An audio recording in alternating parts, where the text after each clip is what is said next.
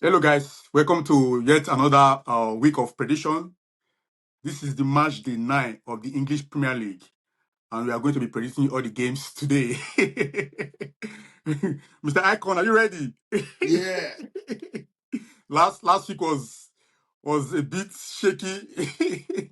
Most of our predictions were not spot on, No, but I think we are going to be doing better this week. I mine got I got the Newcastle. Remember I told you Yeah. You get some of your game 2-1. spot on. I got Newcastle.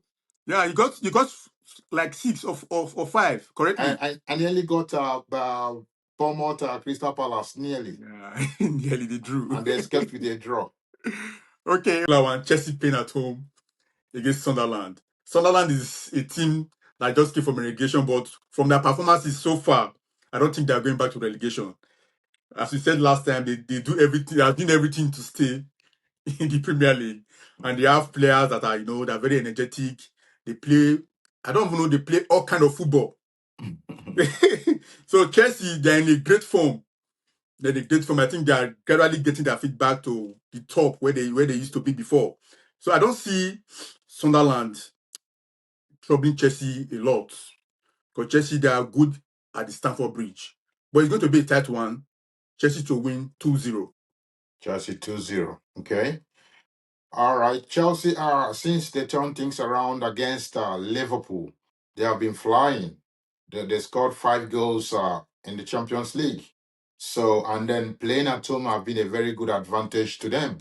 And gradually, their injured players are returning. I don't think Kopama will still be available for the match, but they have every firepower to win the game. And Sunderland visiting the bridge. So I think Chelsea will continue their good run.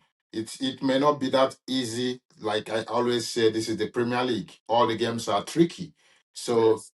I will go with Chelsea win 3-1. 3-1. Yes. Okay, that's a good prediction. So Chelsea to win 3-1. Okay. Uh, our next stop is Manchester United playing against Brighton at Old Trafford. Whoa. At Old Trafford. Yes, I'll be going first in this one. Manchester United. After the victory against Liverpool, Amorim said uh, they are now about to fly. I Now think wait. that game is going to be a kickstart to their season. I was impressed when they play, even if Liverpool made it so easy for them, but there are so much positive to be taken from that game in terms of the Manchester United side. I think that will boost their morale, that will boost their confidence. And now that they're playing their backyard is also another advantage to them. But when I check the previous, the match, the head-to-head against Brighton, Brighton have been so good against Manchester United. I think the last 4 or 5 games, Brighton have won like 3 or so. So it's going to be a very tough one. And I don't with this game, I don't know if Manchester United win against Liverpool was a fluke or was what they really deserved. So I'll be going for a 1-1 draw. I don't see Manchester United winning this game. Okay. So Manchester United winning 2 games in a row after a very long time.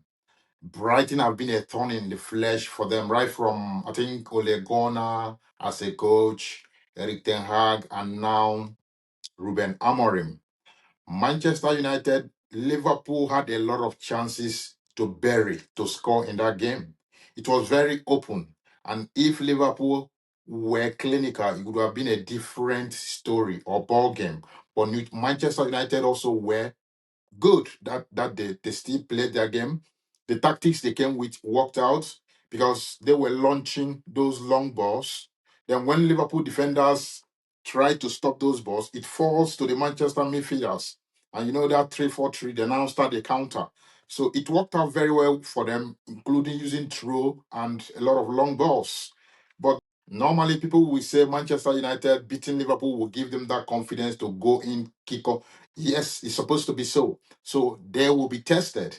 But to me, the kind of chances they gave to Liverpool, if they try it against Brighton, they will be beaten. So it will be very, very open for both sides. This kind of game that any side can win. So, but for me, I will go with Brighton win. Brighton to Wow. win. 2-1 at Old Trafford. Wow. That is a surprise prediction for me. Yes. I don't think Manchester United will be going from a 2-1 victory at Anfield to losing 2-1 at Old Trafford. Well, we see how Remember, that is going to go. remember after beating Chelsea, the following game they lost to Brentford. Remember? Yes, Okay. yes. That is right. That is right. Okay. Okay. Let's see how it go. I'll put that down. Brighton to win. Okay. The next stop is Brentford playing Liverpool uh on Saturday, 8 p.m. You'll be going first with this one, Icon. What do you think? Brentford at home hosting Liverpool. I think Yes. Brentford is located in London too, right? Yeah, yes, in London, And yeah. all the away games Liverpool have gone to London this season, we have not won anyone. It's We a tough haven't place. won. Yes, we haven't won anyone. Yes. So, but what I saw, some positivity I saw in that Manchester game, and then in the away game against Frankfurt. So let's see if Liverpool also will replicate it again. We really need to win this game. And then now Liverpool coach is tweaking a lot of formations. Now he's beginning to play mostly the players that are in form. So Liverpool is supposed to win this game. They have everything to win this game, but the confidence level from the fans now are so low. But I believe that the Liverpool will come out victorious in this game. Forget it because I'm a Liverpool fan. I'm just saying this. No, because you see the psychological effect of losing, losing. When it gets to you, to bounce back is very, very difficult, especially when you lose two straight. The third one is easy. The fourth one is easy. The fifth one is easy. But when you now turn things around, it will really help you. So the confidence level now in that Liverpool squad is growing back. The mentality is coming back. So Liverpool leading the line, Ekitike leading that line, should be able to beat Brentford. But it's going to be a very difficult game for Liverpool. So it will be like a narrow win. Like I'll go with Liverpool win 2-1. Oh, okay, 2-1. I think this is the wrong time for Brentford to be playing Liverpool. I know Liverpool have given out points, but they've found their feet again. For what I saw yesterday in that game against Brentford, everything clicked, everything worked out. So if they can keep the same squad and the same mentality, the same forces, the same everything the same, I think Brentford will Liverpool will be too strong for Brentford. I know Brentford is not always easy for Liverpool, but even if we are not in form, we always win them in their home, it's GTEC Stadium. So I believe we'll be going there for 3 points this weekend. But even if it's not a convincing win, it may not be a very convincing win, but Liverpool is leaving there with 3 points. So I'll be saying Liverpool to win 2-0. Okay. So you don't Liverpool keep a clean sheet. Yes, I believe we'll be keeping a clean sheet. Hallelujah. That is going to be our next mission now, to start keeping clean sheets in games. Okay. All right, so the next stop is Emirates. Emirates. I've been waiting for this game. Arsenal versus Crystal Palace. You are going first Arsenal, the most informed team in the Premier League. in the world. Currently, the best team in the world, the best Yes. rated team in the world. Yeah, they should be The- placed in that hierarchy now. yeah, the best defense in the world currently. Yes. The team with the way they play, they've conceded only 2 goals out of how many matches? And then one of the goals was a free kick against Liverpool. And then Arsenal have been blowing away teams. It's just that people are saying it's through set pieces. Scoring set pieces, is it easy? Is it easy? It's a It's part not of easy. it's a part of the game. It's part of the game. Yeah. If they can be getting all these goals, and the only thing I know that is lacking in Arsenal game is playing to their strikers' favor. So the striker is still struggling to understand how they play, but he has been working very hard. He's Oh, Jokeres, pressing. Jokeres had 2 goals. He had 2 goals in the Champions League. Yeah, I'm talking about in the Premier League. He's Okay, pressing okay. everything. He has been doing everything all right, except those goals that dried up. Now he scored 2 goals in the Champions League. So let's see if we replicate that in the next game. Crystal Palace, in the other hand, after losing to Everton and then draw against Bournemouth, so they will be looking forward to returning to winning ways. But they are not at home because that their home is one of the strength they have when they play at home. So Yes. at the Emirates, it's not going to be funny for them. And they're going to face an Arsenal side that people hardly score. But Crystal Palace can create a lot of chances. So Arsenal defense will be also be tested. But I don't see Crystal Palace being able to beat Arsenal. But they will try. It will be very, very tough for Arsenal. It will be a very tough game for Arsenal. So Arsenal will also edge them with let me say Arsenal is winning. Arsenal is winning 3-1. Crystal Palace will be able to get a goal. They will get a goal. 3-1. Yes. Well, I'm going to be a little bit biased in my own prediction. Not that I'm going to be biased. The Yeah. fact is, I know Arsenal will not just keep winning. They will come to a point when they will start dropping points. It's Okay. normal. Yeah. So, Crystal Palace have been a team that have been like a giant killer. So, I think Arsenal is the next giant. Arsenal should be the next giant for them to kill. So, I'm not saying Crystal Palace is going to win the game, but I'm seeing a draw in this game.